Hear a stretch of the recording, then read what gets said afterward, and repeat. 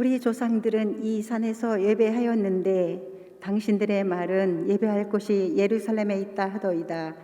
예수께서 이르시되 여자여 내 말을 믿으라. 이 산에서도 말고 예루살렘에서도 말고 너희가 아버지께 예배할 때가 이르리라. 너희는 알지 못하는 것을 예배하고 우리는 아는 것을 예배하노니 이는 구원이 유대인에게서 남이라. 아버지께 참되게 예배하는 자들은 영과 진리로 예배할 때가 오나니 곧 이때라. 아버지께서는 자기에게 이렇게 예배하는 자들을 찾으시느니라. 하나님은 영이시니 예배하는 자가 영과 진리로 예배할지니라. 여자가 이르되 메시아 곧 그리스도라 하는 이가 오실 줄을 내가 아노니 그가 오시면 모든 것을 우리에게 알려주시리이다. 예수께서 이르시되 내게 말하는 내가 그라 하시니라. 아멘. 우리가 아침에 집을 출발할 때는 거울도 잘 보고 화장도 하고 머리도 단정하게 했지만은 나가서 살다 보면 바람도 불게 되고 그러다 보면 내 마음이 또 내 몸이 내 머리카락이 흐트러질 때가 많습니다. 그래서 여러분이 가끔 가다가 이렇게 거울을 들여다보게 된 것은 내가 무엇이 잘못됐는가 또 내 모습이 어떤 건 된가를 이렇게 항상 살펴보는 것처럼 식당에 가서 보면 여자분들이 밥 먹고 나서 또 이렇게 거울을 보면서 루즈를 가지고 입을 또 다시 화장하는 것처럼 우리 삶이 잘 되고 복화될 텐데 그러지 못할 때 우리는 한 번씩 점검해 봐야 됩니다.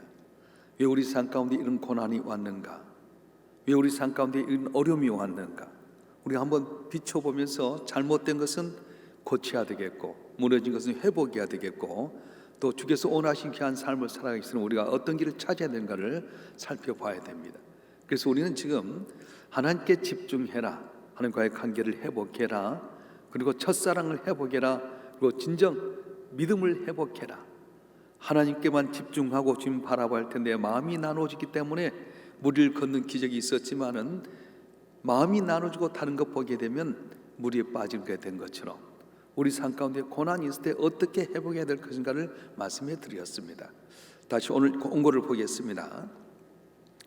하나님께서 우리를 구원해 주시고 복을 주신 이유는 구원받은 하나님의 자녀들이 하나님의 은혜를 기억하고 하나님 앞에 나와 예배함으로 영광을 돌리도록 하기 위함입니다.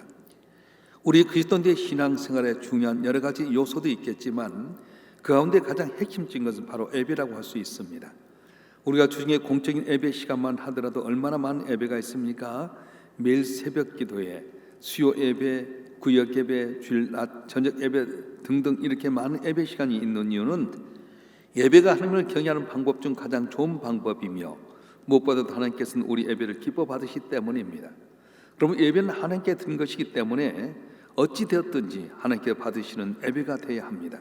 그런데 아무리 많은 시간, 많은 횟수의 예배를 드린다 하더라도 하나님께 받지 않으신다면 아무런 의미가 없습니다.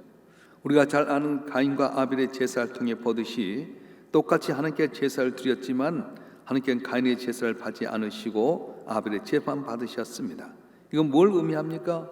우리가 똑같은 예배 시간과 자리에 있다 하더라도 그 사람들의 모든 예배를 하나님께 다 받으시는 건 아니라고 하는 것입니다.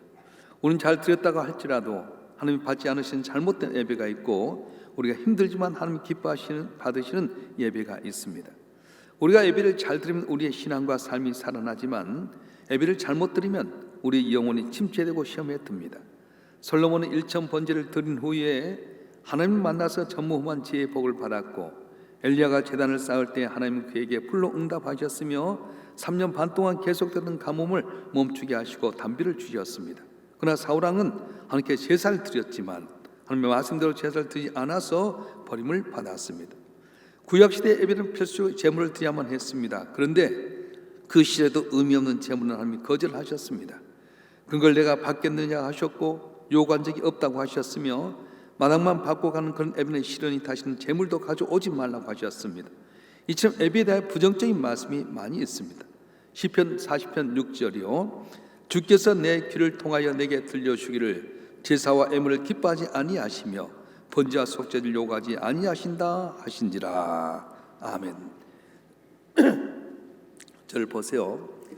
우리 그리스도인들이 신앙생활하는데 중요한 여러 가지 요소가 있지만 가장 핵심적인 것은 바로 예배입니다. 왜 예배가 중요하냐면은 이 예배는 하나님의 주권을 인정하는 거예요. 주님께서 나를 위해서 십자가의 독생자 애를 내어주셔서 구원받은 백성들이 주님 앞에 나서 찬송하고 기도하고 말씀을 받고 감사 예물 드리고 성도의 교제를 나누고 축복 기도를 통해서 하나님의 주권을 인정하게 된 겁니다. 그런데 우리가 이제 이 예배를 하는 데 있어서 수많은 예배 시간을 놔둔 이유는 뭐냐면 제일 하나님이 기뻐 받으시고 이렇게 가까이 나가는 길이 예배이기 때문에 예배 시간이 많은 거예요. 그냥 어쩌다 선택해서 나오십소가 아니에요. 새벽 기도에, 수요 저녁 예배에, 금요 심야 기도에, 또 주일 낮 예배, 저녁 예배, 이렇게 예배 시간이 많이 있는 것은 하나님께 나와라, 복 받는 길이다 말씀하셨어요. 우리가 하나님께 예배를 드리는데요, 받으신 예배가 있고 안 받으신 예배가 있다는 거예요. 여러분 똑똑히 잘 들으셔야 돼요.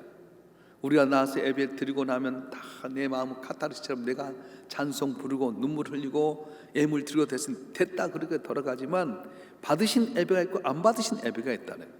오늘도 저와 여러분 한 분 한 분 이곳에 나와서 예배 드리는데 하나님은 여러분 예배 가운데서 받으신 예배가 있고 안 받으신 예배가 있다는 거예요. 그 대표적인 케이스가 바로 가인과 아벨의 제사입니다. 아담의 두 아들 가인과 아벨이 하나님께 제사를 드렸습니다. 아마 아빠 엄마에게 이야기를 들었을 겁니다. 하나님이 우리를 죄악 가운데서 우리를 이렇게 죽을 수밖에 없는 가운데서 우리에게 은혜를 주셨다. 그분만이 우리의 모든 문제를 해결하실 분이다. 그분만이 전능하신 분이다. 예배는 이렇게 드려라. 그렇게 가르쳐 줬는데 가인과 아벨을 드릴 때 제물을 드렸는데 안 받으셔 버린 거예요. 누구의 제물 안 받았습니까? 가인의 제물 안 받았어요. 뭐 농사물을 드려서 그게 아니에요. 아벨의 제사를 받는 양을 잡아서 그게 아니라는 거예요. 그 마음이, 그 안에 있는 마음이 정성이 없었어요. 저와 여러분 한 분 한 분이 하나님 앞에 정성을 다하여 드린 예배는 받으시지만 정성이 없는 형식적이고 그냥 구태에 의한 예배는 안 받으신다는 겁니다. 솔로몬이 왕이 되어서 정성을 다해서 1,000마리의 번제를 드렸습니다. 감동을 받으사 하나님께서 내가 내게 뭘 주고 넌 내게 구하라 할 때에 지혜를 주셔서 내 백성들을 다스릴 수 있게끔 하시옵소서. 마음에 맞아서 전무후무한 지혜를 주시고 구하지 않는 부귀 영광과 온수면을 또 주셨어요. 하나님 앞에 예배를 잘 드리면 복을 받습니다. 엘리야도 마찬가지입니다. 갈멜산에 가서 제단을 쌓았는데 바알의 선지자들이 자기들의 신에게 아무리 제사하고 예배 드렸는데 기적이 없었습니다. 그런데 엘리야가 하나님께 정성을 다해 예배 드렸더니 하늘에 불이 내려서 제단을 태워버렸습니다. 3년 반 동안 가뭄 들었던 땅에서 엘리야가 간절히 하나님께 예배하고 기도했더니 가뭄을 멈추고 단비를 내려주셨습니다. 우리가 하는 마음이 합한 예배를 드리게 되면 놀라운 감격이 있고 기쁨이 있고 응답이 있게 되는데 예배를 드려도 하나님 원하는 예배가 아니면 오히려 버림받게 된다는 거예요. 사울 왕이 이스라엘과 블레셋과의 전쟁이 있을 때 하나님께 제사를 드려야 될 텐데 사무엘 선지자가 오기로 했는데 오지를 않는 겁니다. 백성들 흩어지기 시작합니다. 예배를 드리게 될 텐데 선지자가 안 오니까 내가 예배 드려야겠다. 그럼 예배를 딱 드렸어요. 근데 신기하게 그때 예배 드린 다음에 사무엘 선지자가 와서 당신이 드린 예배는 받지 않으십니다. 이것 때문에 당연히 버림받았습니다. 그렇게 이야기합니다. 사랑하는 성도 여러분, 우리가 하나님께 예물을 드린대요. 하나님께서 숫송아지와 염소를 드리면 정말 받겠습니까? 우리가 성경에 보게 되면 시편 50편 13절에 보게 되면 내가 숫소의 고기를 먹이며 염소의 피를 마시겠느냐 그렇게 말씀하셨어요. 그때 당시에 이스라엘 백성이 제사를 드릴 때 숫소의 고기와 염소의 피를 드렸는데 하나님 이거 먹겠냐는 말이죠. 하나님께 제물을 원하신 것은 제물에 담긴 우리의 마음을 원하셨습니다. 누가복음 12장 34절에 보게 되면 너희 보물 있는 곳은 너희 마음도 있으리라 그렇게 말했어요. 마음이 있어야 된다는 겁니다. 우리가 이곳에 나와서 예배 드린대요. 예배를 드리긴 드리는데 마음은 벌써 다른 데 있어요. 빨리 끝나고 밥해야지, 출근시켜야지, 주일날 예배 드리고 있는데도 끝나고 나면 아이고 어디 바람 쐬러 가야지. 마음이 나눠져 버리면 안 되게 된다는 겁니다. 예배 드리는 건 의무가 아닙니다. 예배는 축복입니다. 예배는 특권입니다. 이런 예배를 드리면 반드시 있어야 될 것은 뭐냐 하면은 구원의 감격이 있어야 된다는 거예요. 할렐루야. 내가 예수로 말미암아서 구원받은 그 감격을 가지고 하나님께 나와서 예배를 드린 것이 예배지, 은혜 받으려고 오는 것이 예배가 아니라는 거예요.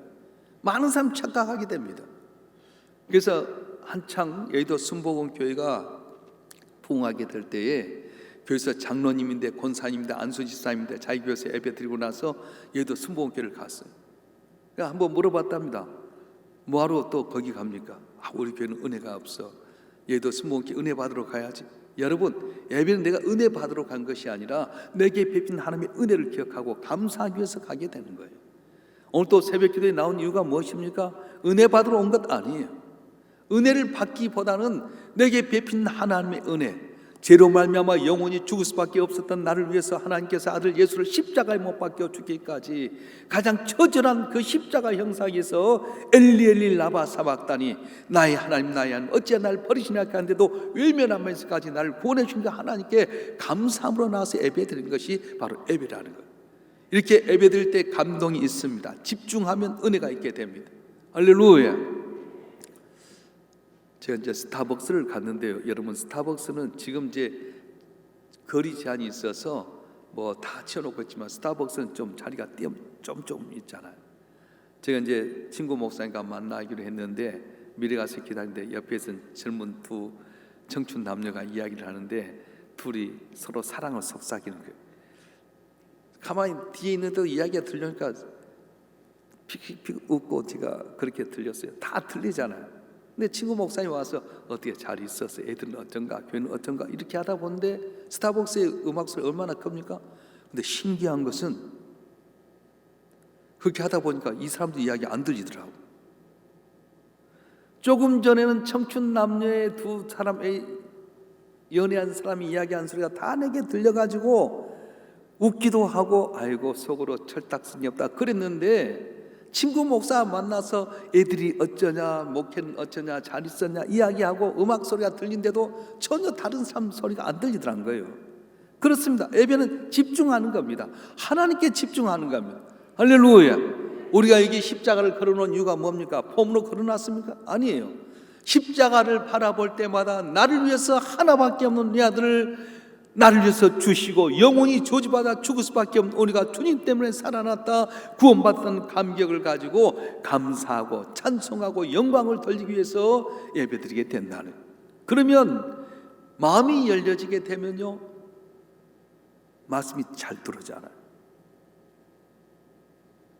마음이 열리면 말씀 가운데 눈물이 나오게 되고요, 감동이 있게 되고요, 기도하면 응답의 역사가 있게 되는 거예요. 할렐루야. 온 거 더 보겠습니다.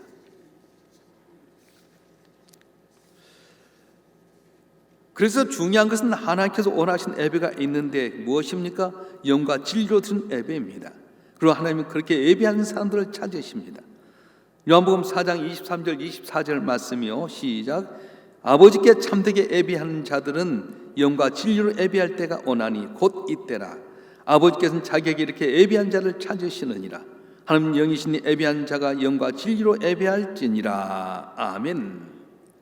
그렇다면 영과 진리로 예배를 드린다는 것은 어떤 의미입니까?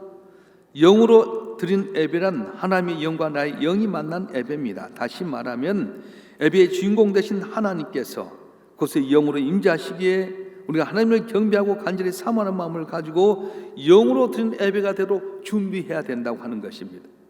만일 우리가 내 감정이나 마음으로 예배를 드린다면 예배드릴 수 없을 때가 많을 것입니다. 왜냐하면 우리는 감정이 너무 좌우되기 때문입니다.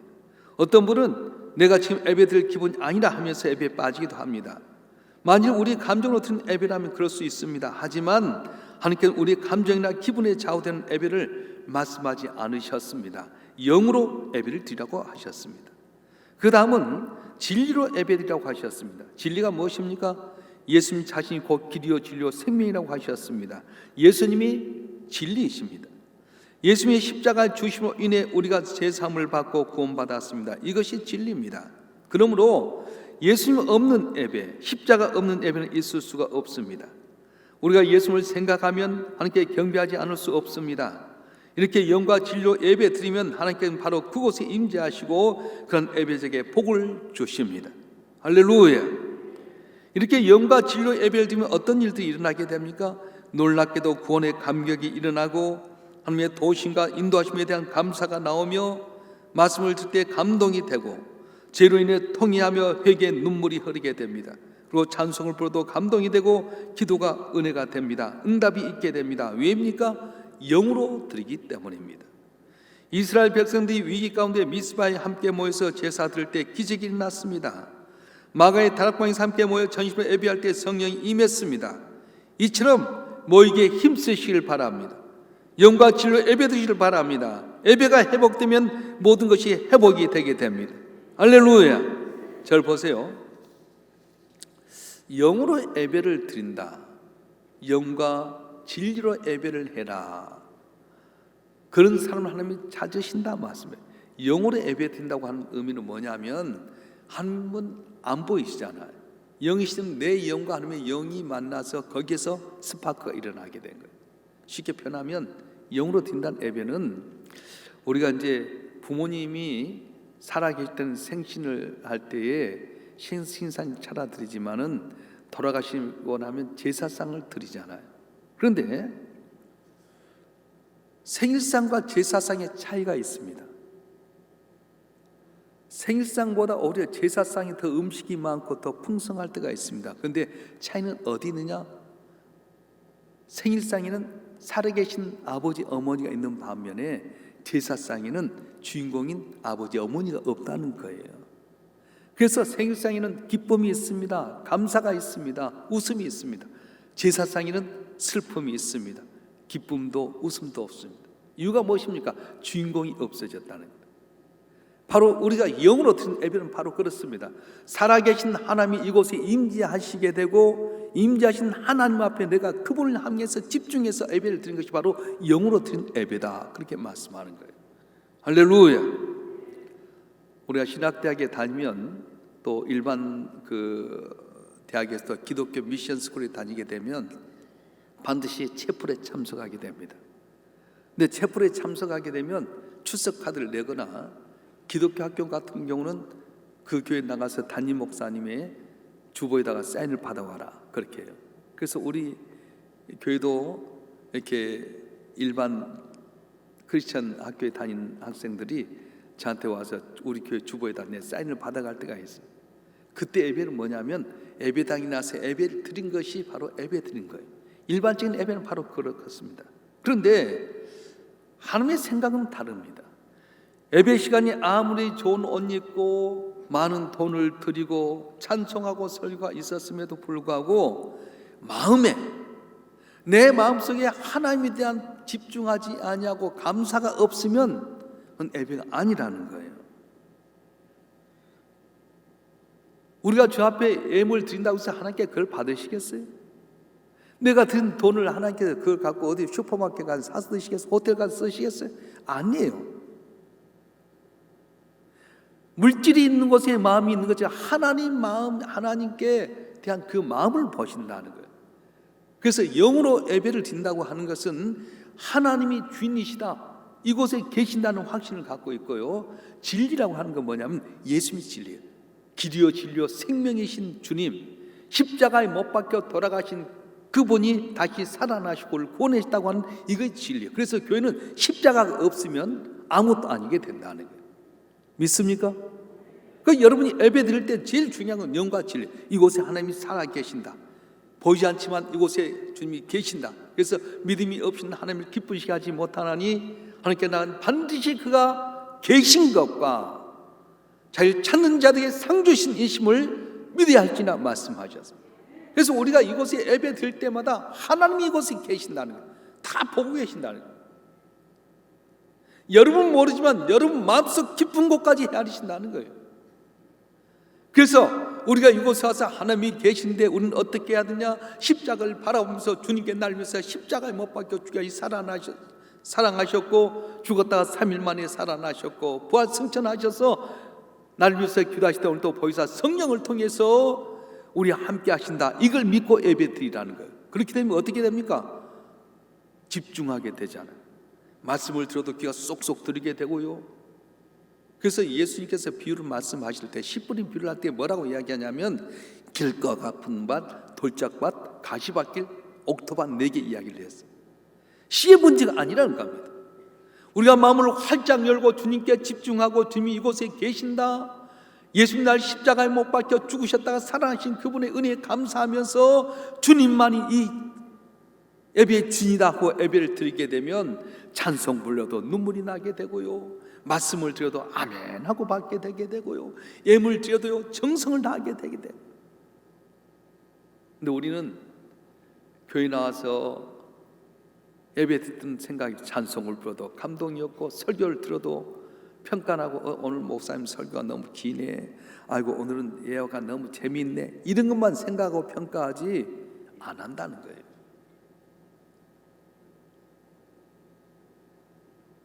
영이신 하나님이 이곳에 계신다. 십자가에 못 박혀 죽인 날 사랑하신 바로 그 주 예수의 피가 없으면 이 예배는 아무것도 아닌데, 주의 십자가의 은혜로 내가 구원받았다, 주의 은혜로 내가 살게 되고 내가 앞으로 남은 삶이 아직 복받게 된다 하면 말씀도 아멘 하게 되고요, 찬송도 눈물이 넘치게 되고, 예물 드려도 다 옥합을 깨서 드려도 부족하다고 생각했던 마리 같은 정성이 있는데 그러지 못했어요. 그래서 우리는 어떻게 해야 됩니까? 이스라엘 백성들이 미스바에 모여서 하나님께 예배하게 될 때에 그들 달려들었던 블레셋을 하나님께 내성병력으로 물리쳤던 것처럼, 마가의 다락방에 120명이지만 함께 기도했던 성령이 임함으로 말미암아 권세한 능력을 받아서 놀란 일을 했던 것처럼 모이게 힘써야 된다는 거예요. 제가 목회를 해보니까 교회는 2가지 종류의 교회이 있습니다. 여러분 어떤 교회인가 보세요. 볼록렌즈형의 교회이 있는가 하면 오목렌즈형의 교회가 있더라고요. 우리 어렸을 때 보면 태양이 볼록렌즈 맞추면 딱 종이를 태우잖아요. 볼록렌즈 교회는 자주 모이는 교회예요. 주일날도 저녁도 수요예배도 새벽에도 그렇게 모이는 사람이 볼록렌즈. 근데 오목렌즈 교인이 있더라고. 흩어져. 야, 뭐 교회가 많다니 안 모이는 거예요. 그런데 아무리 태양에 비춰도 능력이 안 나타나는 겁니다. 저는 바라는 우리 항존직만큼은 볼록렌즈 교인이 되었으면 참 좋겠습니다. 아멘도 안 하고. 적어도 항존직은 볼록렌즈 교인이 돼야 된다는 거예요. 모이기에 힘쓰고 주님 앞에 집중하고 나갈 때 볼록렌즈에 초점을 맞추면 태양에 볼록렌즈에 집중해 불이 태워지듯이 적어도 항존직자는 모델이 돼야 되지 않겠나 생각이 들어요. 주일날만 덜렁 들고 나서 저녁 예배도 안 나오고요. 솔직히 하나님 보실 때 이 예배는 하나님께서 복 주시기 위해서 우리를 초청한 거잖아요. 근데 이걸 모르니까 예배를 쉽게 포기해버리고요, 기회를 놓쳐버릴 때가 많아요. 예배를 내 기분대로 합니까? 그래서 하나님 내가 기분대로 내 감정대로 하는 거 원하지 않았어요. 아이고 오늘 내 기분이 안 나오니까 교회 안 가고 싶어, 예배 안 드리고 싶어. 예배는 기분이나 감정이 아니에요. 주님께 내게 베푼 하나님의 은혜를 언제나 기억하고 감사하면서 이 몸밖에 드릴 것 없어, 이 몸밖에 드릴 것 없습니다. 그래서 신령과 진정으로 주 앞에 나와서 예배할 때 하나님께 은혜 주시고 기적이 나타나게 된 겁니다. 오늘 말씀을 통해 우리를 비춰보십시다. 우리가 예배 드렸는데 정말 하나님이 기뻐하는 예배였습니까? 볼록렌즈형의 교인처럼 내가 주님 앞에 계속 집중하고 들었습니까? 아니면 오목렌즈처럼 언제나 와서 흩어질 마음이 있어서 말씀을 들어도 새들이 와서 쪼아 먹어버리는 능력도 없고 기적도 없고 그냥 왔다 가는 헛걸음인 그런 예배였습니까? 내가 예물 드렸으면 내가 숫송아지의 고기를 먹겠으며 염소의 피를 마시겠느냐? 네 마음이 네 법을 있는 것, 네 마음이 있는 것처럼 난 네 마음을 원한다고 했는데 마음 없이 하나님께 예배드리는 우리의 모습은 아닙니까? 이번 기회를 통해서 우리 마음이 온전히 주님께 집중하고 주의 말씀 가운데 감격하고 이 예배의 신령과 진정으로 예배함으로 말미암아서 승리하고 복을 받는 우리 모두가 되길 주님 축원합니다. 그래서 아브라함이 복을 받는 이유가 무엇입니까? 항상 가는 곳마다 제단을 쌓아요. 그래서 하나님께 테스트하는 겁니다. 네가 제단을 쌓는데 정말로 나를 위한 예배인가? 네 아들 이삭을 번제로 드리자라. 하나님도 참 너무 웃기신 분이야. 예배를 막 계속 제단을 쌓으니까 네가 드린 제단이 정말로 나를 위한 제단, 네 아들 이삭을 드리라고 그러잖아. 근데 아브라함은 아들 이삭까지도 드릴 수 있은 그런 믿음이 있었어. 그래서 하나님 너무 놀라가지고 아브라함아 멈춰라. 네 아들 이삭보다도 나를 더 사랑하는 줄 내가 알았다. 네 아들 이삭을 하늘의 별처럼 바다의 모래처럼 번성케 믿음의 조상이 되게 해주겠다. 이게 말씀이었어요. 에베가 살면 모든 것이 살게 됩니다. 에베가 살면 주의 능력이 나타나게 됩니다. 에베가 회복되게 되면 모든 기적의 역사가 이 에베를 통해 일어날 줄로 믿습니다. 이번 기회를 통해 에베가 회복되는 우리 모두가 되길 주님 축원합니다. 여기 있는 적은 새벽기도 난 성도들만큼 볼록렌지의 변처럼 언제나 모이게 힘쓰고 주님 바라보는 말미암아 여러분 한 모든마다 능력이 나타나고 기적이 나타나고 놀라운 축복 속에 승리하는 간증하는 여러분 되길 주님 축원합니다. 우리 두 손 들고 기도하십시다. 주여, 우리가 드린 예배가 건성이었습니다. 나만 만족하는 그런 예배였습니다. 하나님이 싫어하는 예배였던 걸 알았습니다. 주의 예배가 회복되게 해 주시옵소서. 예배가 회복된 모든 게 회복된다고 했는데 예배가 회복되게 하시고 볼록냉지형 변처럼 모이게 힘써서 주의 기적이 나타나게 해달라고 여러분 손을 위해서 주여 삼창하고 통속 기도하겠습니다. 주여